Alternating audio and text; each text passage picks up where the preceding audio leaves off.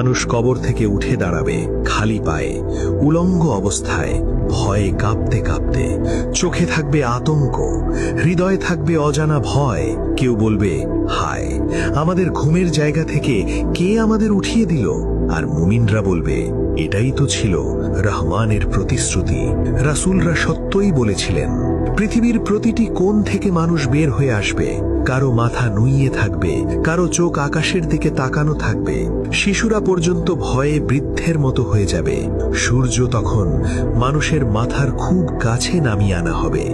ঘাম ঝরতে থাকবে, কারো ঘাম হাঁটু পর্যন্ত, কারো বুক পর্যন্ত, কারো আবার কান পর্যন্ত পৌঁছে যাবে।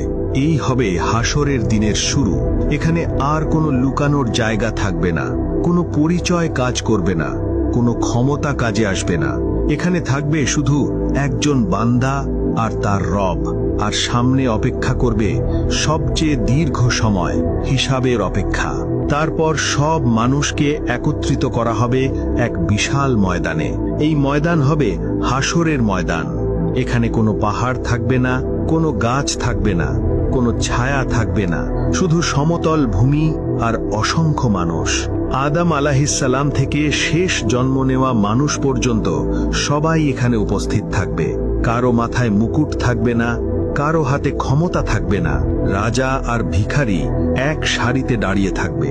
সূর্য তখন মানুষের মাথার এত কাছে নামিয়ে আনা হবে যে তার তাপ সহ্য করা অসম্ভব হয়ে যাবে। ঘাম ঝরতে থাকবে, কারো ঘাম গোড়ালি পর্যন্ত পৌঁছাবে, কারো হাঁটু পর্যন্ত, কারো বুক পর্যন্ত, আর কারো কারো ঘাম মুখ ও কান ঢেকে ফেলবে। মানুষ কথা বলতে পারবে না, শ্বাস নিতে কষ্ট হবে। চারদিকে শুধু কান্না আর আর্তনাদ। এই অবস্থায় মানুষকে দাঁড়িয়ে থাকতে হবে একদিন নয়, 1 বছর নয়, 50,000 বছর। এই সময়ের মধ্যে কোনো হিসাব শুরু হবে না। কেউ কারো দিকে তাকাবে না, কেউ সাহায্য করতে পারবে না। মানুষ তখন বলবে, হে আমাদের রব, আমাদের হিসাব শুরু করে দিন। যদিও জাহান্নাম হয়, তবুও এই অপেক্ষা থেকে রক্ষা করুন। কান্না করতে করতে মানুষের চোখে আর অশ্রু থাকবে না। তখন তারা কাঁদবে রক্তের অশ্রু। ভিড় এত বেশি হবে যে মাটিতে একটি সূচ ফেলার জায়গাও থাকবে না। এই সময় ফেরেশতারা সারিবদ্ধভাবে দাঁড়িয়ে যাবে। আকাশ ভেঙে পড়বে স্তরে স্তরে। সপ্তম আসমান থেকে আল্লাহর হুকুম নেমে আসবে। তারপর জাহান্নামকে হাসরের ময়দানে নিয়ে আসা হবে। 70,000 শিকল দিয়ে জাহান্নামকে টেনে আনা হবে। প্রতিটি শিকল ধরবে 70,000 ফেরেশতা।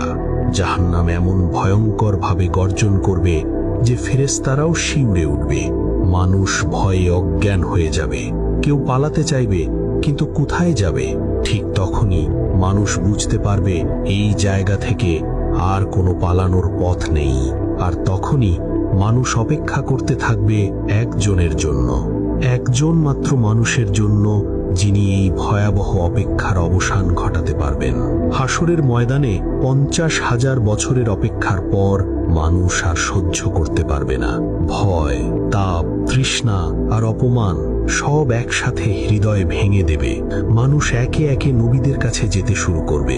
তারা বলবে, আপনি আমাদের জন্য আল্লাহর কাছে সুপারিশ করুন, এই ভয়াবহ অপেক্ষার অবসান ঘটান। কিন্তু এক নবী থেকে আরেক নবীর কাছে গিয়ে মানুষ হতাশ হয়ে ফিরে আসবে। অবশেষে সবাই এক জায়গায় একত্রিত হবে। সবার চোখ তখন একজনের দিকে তাকিয়ে থাকবে। তিনি হলেন আল্লাহর সর্বশেষ রাসূল সাল্লাল্লাহু আলাইহি ওয়াসাল্লাম। নবী সাল্লাল্লাহু আলাইহি ওয়াসাল্লাম এই ভয়াবহ দৃশ্য দেখে আর সহ্য করতে পারবেন না। তিনি সিজদায় পড়ে যাবেন, এমন সিজদা যার মতো সিজদা তিনি আগে কখনো করেননি।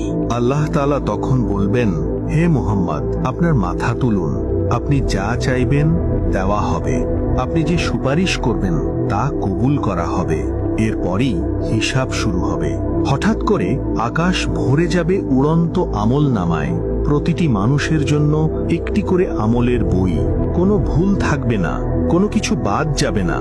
সব লেখা থাকবে, গোপন পাপও, লোকচক্ষুর আড়ালের কাজও। মানুষ তাদের আমলনামা গ্রহণ করবে। যাদের ডান হাতে বই দেওয়া হবে তাদের মুখ উজ্জ্বল হয়ে উঠবে। তারা আনন্দে চিৎকার করবে, নাও, আমার বই পড়ে দেখো। আমি জানতাম আজ আমার হিসাব হবে, কিন্তু যাদের বাম হাতে অথবা পেছন দিক থেকে বই দেওয়া হবে তাদের চেহারা কালো হয়ে যাবে। তারা বলবে, হায়, আমাকে যদি এই বইটাই না দেওয়া হতো, আমি যদি জানতাম না আমার হিসাব কি। তারপর শুরু হবে সূক্ষ্ম প্রশ্ন। নামাজ, সময়, চোখের দৃষ্টি, কানের শোনা, জিহ্বার কথা, সব কিছুর হিসাব। অন্যের হক নেওয়া হলে সেদিন টাকা দিয়ে নয়, নেকি দিয়ে পরিশোধ করতে হবে। আর যাদের নেকি শেষ হয়ে যাবে তাদের ওপর অন্যের গুনাহ চাপিয়ে দেওয়া হবে। অনেকেই তখন বুঝবে দুনিয়ায় ছোট মনে হওয়া পাপগুলো আজ পাহাড় হয়ে দাঁড়িয়ে আছে। তবে যারা আন্তরিকভাবে তওবা করেছিল, যারা আল্লাহর ওপর ভরসা রেখেছিল, যারা বিনয়ী ছিল, তাদের জন্য হিসাব হবে সহজ। কিছু মানুষ থাকবে যারা কোনো হিসাব ছাড়াই জান্নাতে প্রবেশ করবে, কিন্তু এখনো বাকি থাকবে সবচেয়ে ভয়ঙ্কর অধ্যায়, কারণ সামনে অপেক্ষা করবে সবচেয়ে ভয়ঙ্কর পরীক্ষাটি, সিরাত। জাহান্নামের উপর একটি সেতু স্থাপন করা হবে। এই সেতু হবে চুলের থেকেও সরু, তলোয়ারের থেকেও ধারালো। এর নিচে জ্বলতে থাকবে ভয়ঙ্কর জাহান্নাম। আগুনের শিখা ঊর্ধ্বমুখী হয়ে উঠবে, চিৎকার আর আর্তনাদে মহাবিশ্ব কেঁপে উঠবে। এখন প্রত্যেক মানুষকে এই সেতু পার হতে হবে। কেউ পার হবে বিদ্যুতের মতো দ্রুত, কেউ বাতাসের মতো, কেউ দৌড়ে, কেউ হাঁটতে হাঁটতে, আর কেউ হামাগুড়ি দিতে দিতে।